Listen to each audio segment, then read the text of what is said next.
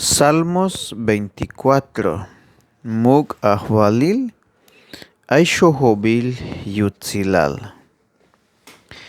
Tekahwaltik ha yuun tas pamal te balumilale, tas pisil te bitik ay sok tas pisil te bitik kushahtike. Melel tekahwaltik ha layak be yiptahib te balumilale, layak tas ba te maretik sok tas ba haetik. Mach ayashu shmobael tavitz yuun te kahwaltike. Mach ayashu yash och tachul templo yuun. Ha te mach apokbil skab sok yotan te mayuk smule. Ha te mach amash chun lotil diosetik sok te mas pas lote.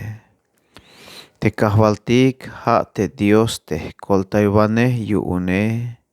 Ha me yayak bay bendición tas tohol sok yamesh chahpan tas tohil. Hichme yilel te machatik yas leik te kahwaltike.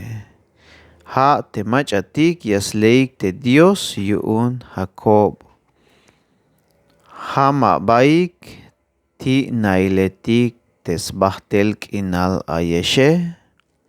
Ha maluk me yash hilesh yuun yamesh och te mug ahwalil te ay shohobil yutzilale. Hama baik ti nailetik tes bahtel kinal ayeshe. Hamaluk me yash hilesh yuun yamesh och te mug ahwalil te ay shohobil yutzilale. Macha te mug ahwalil te ay shohobil yutzilal. Ha te kahwaltik te tulan te shuht mashive. Ha te kahwaltik te mero mashiv ta guerra. Hama baik ti nailetik tes bahtel kinal ayeshe. Hamaluk me yashilesh yuun yamesh och te mug ahwalil te ay shohobil yutzilale.